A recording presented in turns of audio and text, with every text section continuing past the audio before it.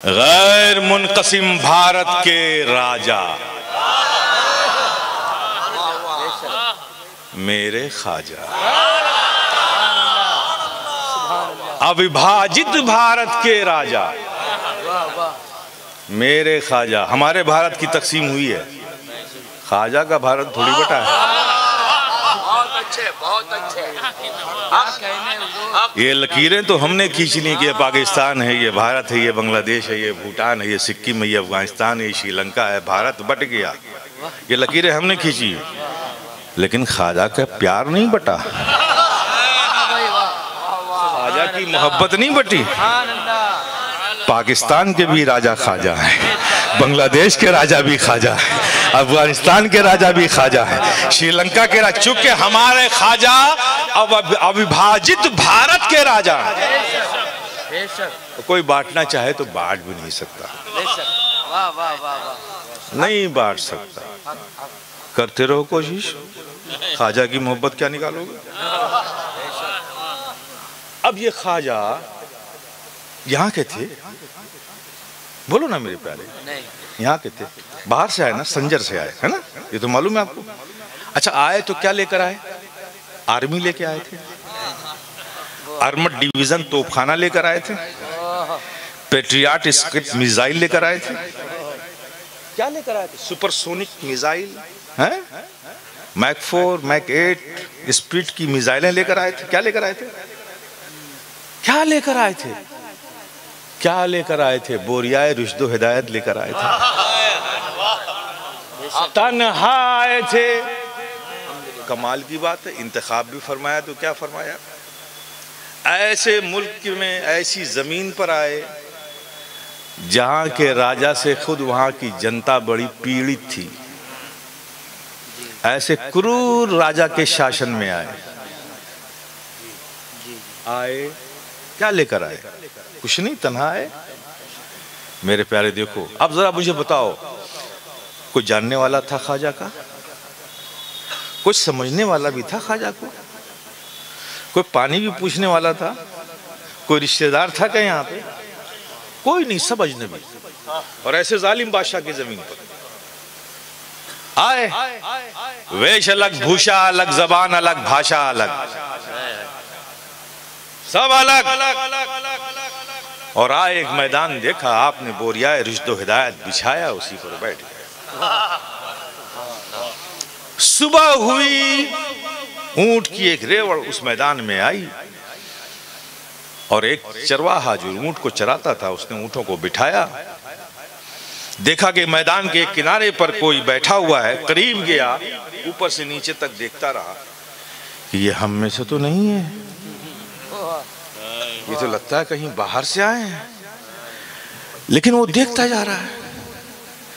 फिर उसने कहा, महाराज आप यहाँ के तो नहीं हैं, आपका आना यहाँ शुभ हो, आप यहाँ के नहीं हैं, लेकिन महाराज क्षमा चाहते हैं।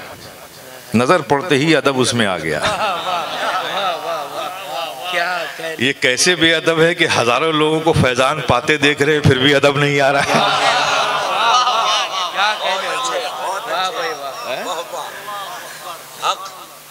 कहा कि आप यहाँ के तो नहीं हैं, लेकिन क्षमा चाहते हैं, ये राजा के ऊंट के बैठने की जगह है, आपको थोड़ा कष्ट होगा, आप थोड़ा और दूर चले जाएं, वहां आप बैठ जाएं।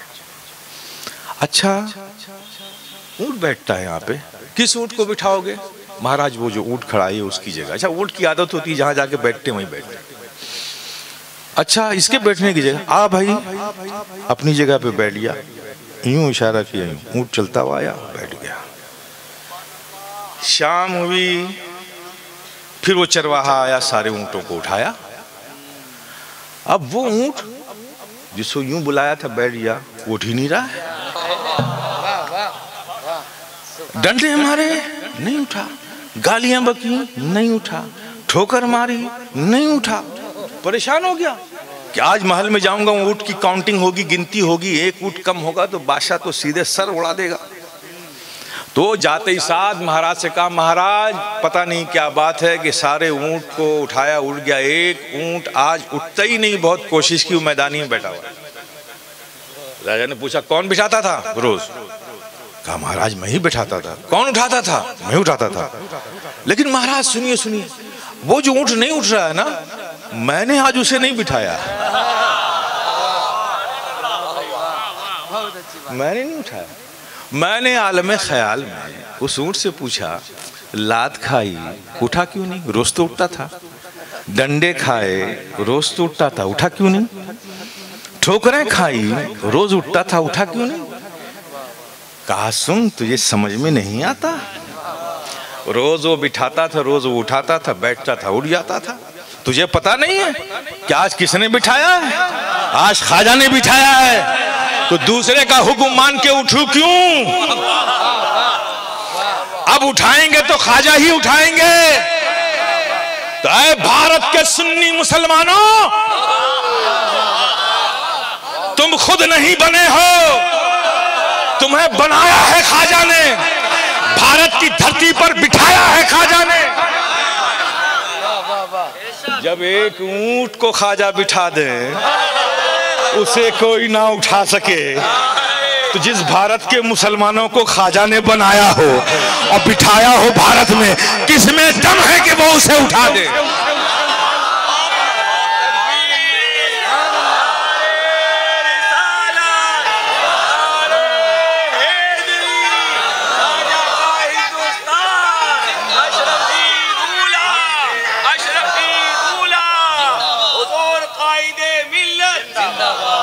भारत के सुन्नी मुसलमानों, डरना नहीं, तुम ख्वाजा के बेस्ट प्रोडक्ट हो। बड़ी मेहनत से बनाया है ख्वाजा ने हमें। घर छोड़ा तो बनाया है, वतन छोड़ा तो बनाया है, खेशो अकारिब को छोड़ा तो बनाया है, सफर की सऊबतें उठाई हैं तो बनाया है, भूखे प्यासे रहकर संजर से भारत का सफर किया है तो बनाया है, यहाँ आके अजनबियत के माहौल में रहे तो बनाया है। बड़ी मेहनत से बनाया है। और ज़ाब्ता यही है कि आप कोई चीज़ मेहनत से बनाओ, उसे कोई तोड़ेगा तो तोड़ने दोगे क्या? बोलो ना। जितनी ताकत है रोकोगे ना, जितनी ताकत है रोकोगे ना। तो भारत के सुन्नी मुसलमानों, हमेशा दिमाग में रखना, ये ख्वाजा ने बनाया है और बहुत मेहनत से बनाया है, ख्वाजा ने बिठाया है भारत में। तुम फिक्र मत करो, जिसने तुम्हें बनाया है उसको तुम्हारी ज्यादा फिक्र है।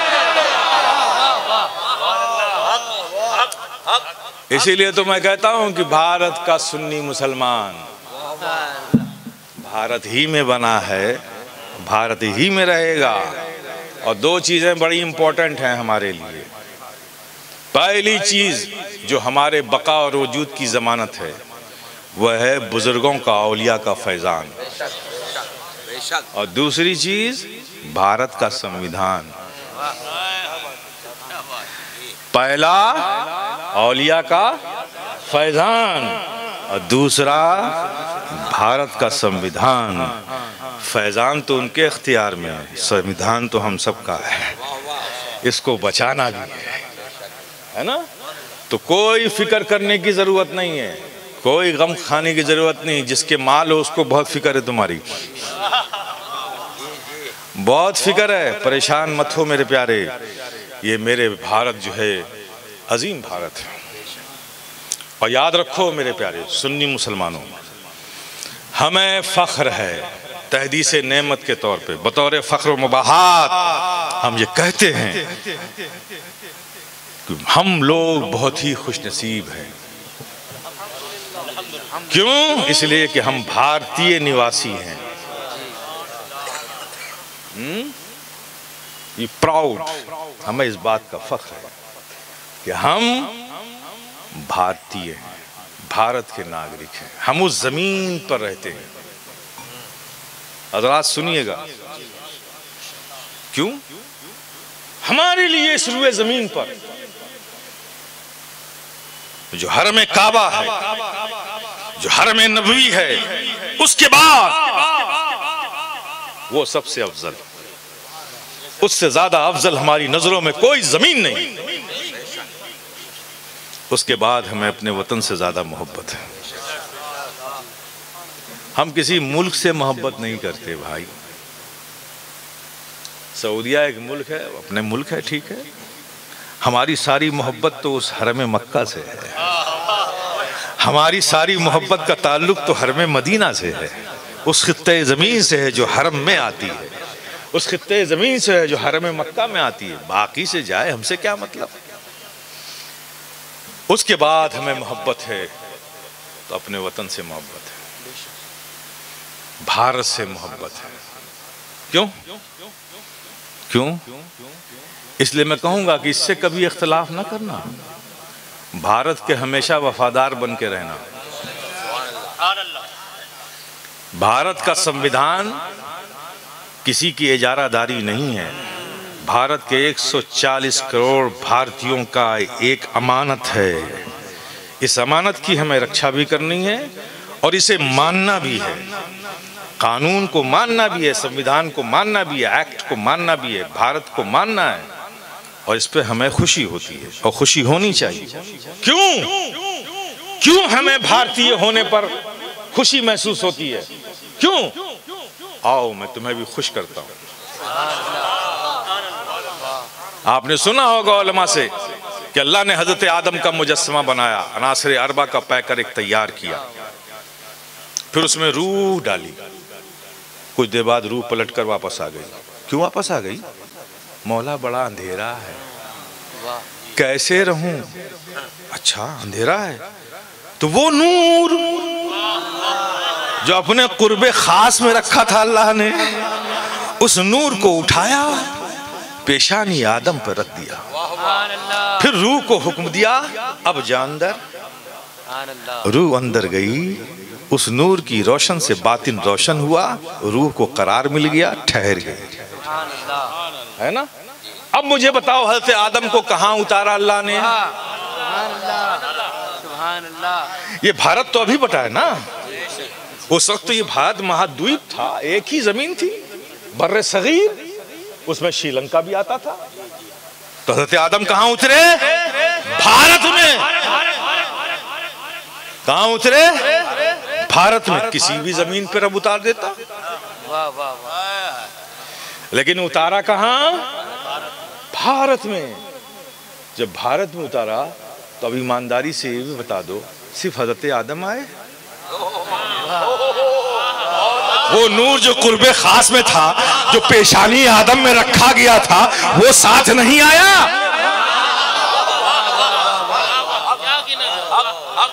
तो मेरे प्यारे, हमें नाज है कि हम भारतीय हैं, इसलिए कि अल्लाह के प्यारे हबीब आका मौला के नूर का नुज़ूल भारत में हुआ और ज़ुहूर मक्का में हुआ।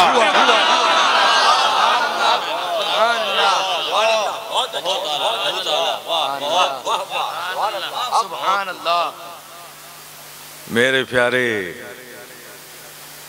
जिस वक्त आकाए रहमत सल्लल्लाहु ताला अलैहि वसल्लम ने ऐलान नबूवत फरमाया, उस वक्त इस बर्रे सगीर में राजा भोज यहाँ के राजा थे, समझ गए ना। और बड़े ज्ञानी थे, बड़े शास्त्री थे, विद्वानों के जानने वाले, वेदों के बिल्कुल यकताए रोजगार थे।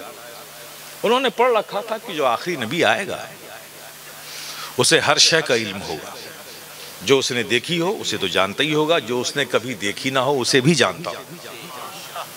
तो राजा भोज का अकीदा बयान कर रहा हूँ, ये उससे भी बदतर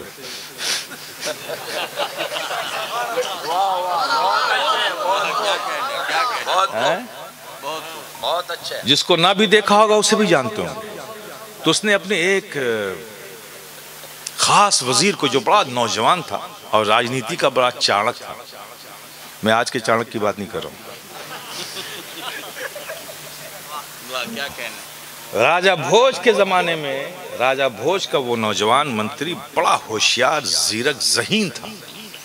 उसने बुलाया कि रतनदास इधर आओ। कहा जी महाराज। कहा मैंने सुना है और वेदों में पढ़ा था कि एक आखिरी नबी आएगा और वो मक्का में आएगा, और मैंने सुना है कि किसी ने मक्का में ऐलान नबूवत किया है, तो मैं चाहता हूं कि तुम जाओ जरा तस्दीक करो कि ऐलान करने वाला कैसा है, वाकई नबी है कि नहीं है। तो आबा रतनदास ने कहा कि महाराज, मैं राजनीति का खेल तो खेलता हूँ, ये नबूवत को जांचने का मेरे पास कोई पैमाना नहीं है। ये ऐसा नया काम आप मुझे दे रहे हैं। कहा देखो, जो नबी होंगे उन्हें हर शय का इल्म होगा, तो तुम ऐसी चीजें यहाँ से लेके तोहफे में जाओ जिसको किसी अरब ने कभी देखा ही ना हो। रतनदास लेकर पहुंचे, तलाश करते रहे। अब उस जमाने में नबी हिजरत करके मदीने शरीफ तशरीफ ले आए थे, मक्के से हिजरत कर गए थे। मदीने में पूछते पूछते लोगों ने बताया फला जगह चले जाओ, फला नखलिस्तान में नबी अपने सहाबा के साथ मौजूद है, अभी हमने देखा है। वो वहाँ पहुँचा तो वो गौर कर रहा था, चूंकि तो देखने आया था कि नबी हैं कि नहीं है, तो डायरेक्ट नहीं किया। वो आड़ लेकर छुपा हुआ था और बार बार सुनने की कोशिश कर रहा था कि क्या बातें हो रही हैं, कैसे हैं, कौन है। तो उसने देखा जो मजमा लगा हुआ था, चारों तरफ परवानों की मानिंद सहाबा बैठे हुए हैं। उस शमा को उसने पहचान लिया कि ये इसी का नूर है जो सब जगह चमक रहा है।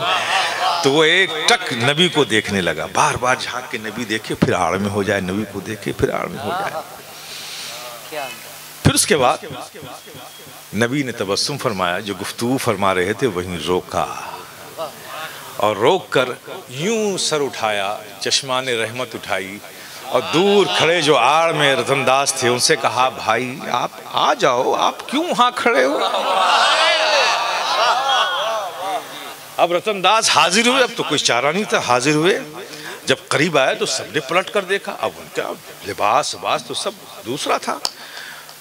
साहबा भी हैरत में है कि कौन है, कहां से आए भाई। तो आका मुस्कुराते हैं। मुस्कुराकर आका ने पूछा, क्या पूछा मालूम है? हिंद से आए हो? खुदा की कसम, ये तबस्सुम जो सरकार ने फरमाया, हिंद से आए हो, मुस्कुराकर फरमाया, ये क्या वजह है कि सारे औलिया कराम ये अरब से इधर ही क्यों आए, यूरोप क्यों नहीं गए? क्या यूरोप को हिदायत की जरूरत नहीं थी? तबलीग की जरूरत तो वहां भी थी। ये सब के सब दातागंज बख्श लाहौरी, ख्वाजा खाजगा अजमेरी, हज़रत महबूब इलाही, मखदूम सिमना, हज़रत रिज़्क़ुल्लाह शाह, जितने भी है सब इधर। ये यूरोप क्यों नहीं गए? उन्हें भी तो हिदायत की जरूरत थी। ये सब वो लोग थे जो नबी के उस तबस्सुम को ढूंढने आए थे कि इसकी वजह क्या है नबी। और आज मेरे प्यारे, शायद उस वक्त सहाबा हिंद कहकर नबी ने जो मुस्कुराकर हिंद किया, उस तबस्सुम को न समझ सके हों, लेकिन आज भारत का 22 करोड़ मुसलमान आका के तबस्सुम की खैरात लिए हुआ चमक रहा। नबी उस वक्त देख रहे थे कि ये उस जमीन से आया है जहां मेरे गुलामों की तादाद 22 करोड़ होने वाली है। मेरे प्यारे, ये है मेरा भारत महान, मेरे ख्वाजा का भारत है महान, और मेरा भारत अनडिवाइडेड भारत है। लकीरें खींचकर कुछ मुल्क अलग हो गए, ठीक है, उन्हें उनका मुल्क मुबारक हो, लेकिन जो है भारत वो हमारा भी है, हमारा है। हमें इस पर नाज है कि हमें यहाँ अकेला नहीं छोड़ा गया। हमें दस्तगिरी करने के लिए ख्वाजा खाजगा मौजूद हैं, हज़रत रिज़्क़ुल्लाह शाह मौजूद है। जिस ज़मीन पर, जिस शहर में चले जाओ, कोई न कोई अल्लाह का नेक वली बंदा हमारी दस्तगिरी के लिए मौजूद है। जब इतने सरपरस्त मौजूद हैं तो तुम्हें गम किस बात का है? गम में पड़ते क्यों हो? हर अजनबी को समझ लेते हो पहुंचा हुआ है। अरे कहाँ पहुंचा हुआ है? ये कहाँ पहुंचा हुआ है? कहाँ पहुंचा रहे हो तुम? हैं? चिलम में भर के गांजा पीने वाले को पहुंचा हुआ बता रहे हो? क्या तमाशा बना रखा है तुमने दीन का? है? लंबी जटाएं रख ली, कुंडल कमंडल पहन लिया, पहुंचा हुआ है। अरे ये औलिया कराम के आस्ताना क्या तुम्हारे लिए काफी नहीं है? वाह वाह, बहुत अच्छे, बहुत अच्छे। जो मर्जाए खलायक बना हुआ है, तुम इनके उनके पीछे भागते हो, तो भागो। अगर भागना ही तुम्हारा मुकद्दर है तो भागते रहो। मैं ना भागो, इसके लिए तो ये इंतजाम किया गया था कि हर जगह अल्लाह के दोस्त बंदे आराम कर रहे हैं। लेकिन अगर तुम्हें उन इंतजाम से सेटिस्फेक्शन नहीं है तो तुम्हारा मुकद्दर है, भागते रहो। मेरे प्यारे, अपने आप को, अपनी फिक्र को सही करो। ये औलिया किराम का मकाम बहुत बड़ा है। जब ख्वाजा ने हमें बनाया है, भारत में हमें बिठाया है, हम ख्वाजा के हैं, ख्वाजा हमारे हैं, तो मेरे प्यारे फिर तय करो, फिर तय करो। आज अभी छठी शरीफ आ रही है, तय करो और मुझे बताओ, अपनों को कोई भीख देता है क्या? वाह वाह, क्या कहने, क्या कहने। जब ख्वाजा हमारे बनाया है उन्होंने हमें और हम ख्वाजा के, तो अपनों को कोई भीख देता है? बाप अपने बेटे को भीख देता है? आप बोलो ना। बाप अपने बेटे को तो इनाम देता है, भीख तो गैरों को दी जाती है। तो ये भिखारियों की लिस्ट में आप क्यों खड़े हो जाते हैं? ये भिखारियों के सफ में आप क्यों खड़े हो जाते हैं? बाप बेटे को भीख देता है, बेटा बाप को भीख देता है, ये है आपके यहाँ दस्तूर? नहीं है ना। तो जब ख्वाजा के हम हैं और हमारे हैं ख्वाजा, बनाया हमें ख्वाजा ने है, तो ख्वाजा से भीख मांगेंगे हम? नहीं, हम तो नहीं मांगेंगे, हम तो नहीं मांगेंगे, हम तो इनाम लेंगे, हम तो इनाम लेंगे। लेकिन इनाम लेने के लिए भी जरूरी है, आपके दो बेटे हैं, एक स्कूल में फेल हो जाए, एक पास हो जाए, बेटा आपका है, इनाम किसे दोगे? दोनों को किया एक को? क्योंकि इनाम तो खुश होकर दिया जाता है ना, इनाम तो खुश हो। बेशक तुम ख्वाजा से इनाम लो और तय कर लो कि ख्वाजा अब हम भीख नहीं लेंगे, भीख तो गैरों को दी जाती है, हम तो आपके अपने हैं, हमें इनाम चाहिए। तो आवाज आएगी, देने से इनकार कौन करता है? इनाम के लायक तो बन जा, इनाम तो खुश होकर दिया जाता है, मुझे खुश तो कर। ये कैसी खुशी दे रहा है मुझे कि शाहजहानी मस्जिद में जमात खड़ी है, नमाज हो रही है, तू वहां छोड़कर जमात को मेरे पास आकर फरियाद कर रहा है। कैसा नादान है कि मेरी नजर उन नमाजियों की तरफ होगी कि जो नमाज छोड़कर मेरे यहाँ आए उनकी तरफ होगी। अरे इतना तो समझ, जिस नमाज की लज्जतों से मैंने अपनी जिंदगी का हुस्न सजाया, जिस कुरान की तिलावतों से मैंने रूह की पाकीज़गी पैदा की, जिससे मैंने मोहब्बत की जो जिंदगी भर मेरा शियार बना रहा, जिससे मैंने कमाले मोहब्बत की, दीन से की, दीन के अहकाम से की, फराइज से की, वाजिबात से की, नमाज से की, तिलावत कुरान से की, दरूद के विर्द से की, यही मेरी जिंदगी का शक्ल रहा, यही मेरी खुशी रही। तू उसे छोड़कर मुझे खुश करना चाहता है? वाह वाह वाह वाह। अरे मेरी नजर इस वक्त शाहजहानी मस्जिद में खड़े हुए मेरे उन गुलामों पर है जो रब की बारगाह में सर झुका रहे हैं। अरे यहाँ क्यों आया है? पहले वहां जा, वहां जाकर रब की बारगाह में सजदा कर, नमाज पढ़, फिर आ मेरे पास, फिर देख मैं तुझे इनाम देता हूँ कि नहीं। सुभान अल्लाह, सुभान अल्लाह। नारे तकबीर, नारे रिसालत, नारे हैदरी, फैजाने सरकारे गरीब नवाज, हुजूर कायदे मिल्लत, मसलके आला हजरत। और रही बात मिलने की, मिलता तो सबको है, भीख मिलती है।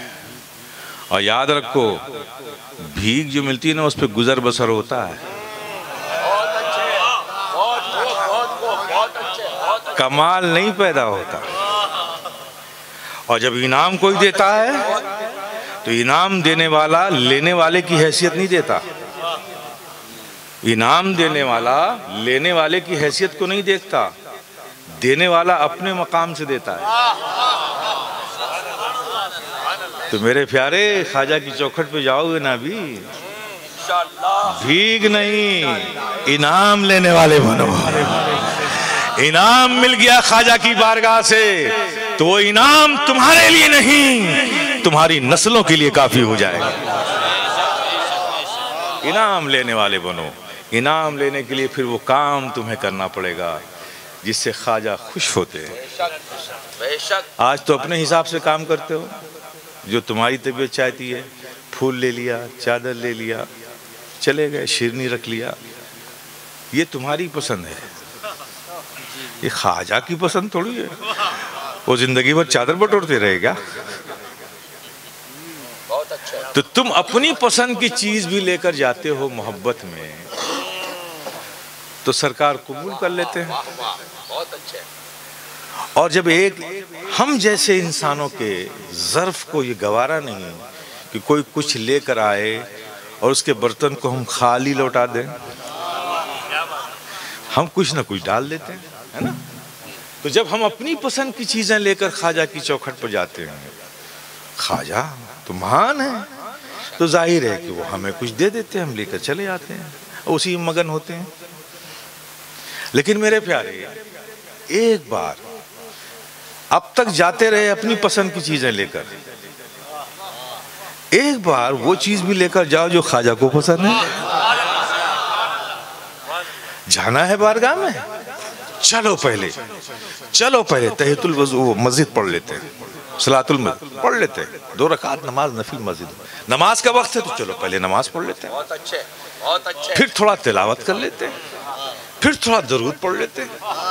अब इसको सजाओ, लेकर चलो। अरे मियाँ, ये फकीर शफी गदाए जिलानी का विजदान बोलता है, ख्वाजा की पसंद की चीज लेकर बढ़ोगे ना, दूर से आते हुए नजर आओगे ना, तो ख्वाजा का दस्ते करम तुम्हें पकड़ कर अपनी तरफ खींच लेगा और सीने से लगा लेगा। अरे रोज आता था अपनी पसंद की चीज लेकर, आज तो तू मेरी पसंद की चीज लेकर आया, आ जा मेरी आगोश करम में आ जा।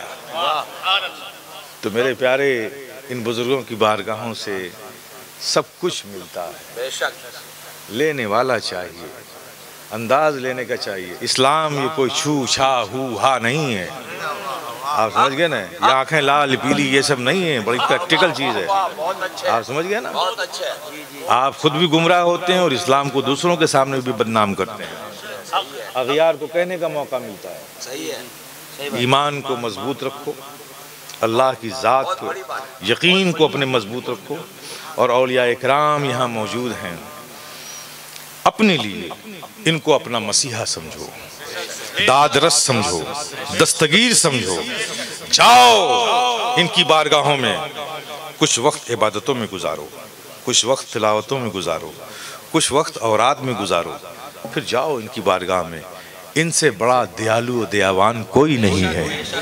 तुम जाओगे इनकी बारगाहों में रोकर, इन्होंने तुम्हारी हालत पर रहम खा लिया और तुम्हारी आदतों को, तुम्हारे अमाल को कबूल कर लिया, तो ये किसी की चीज़ को ये यूं ही नज़रअंदाज नहीं करते।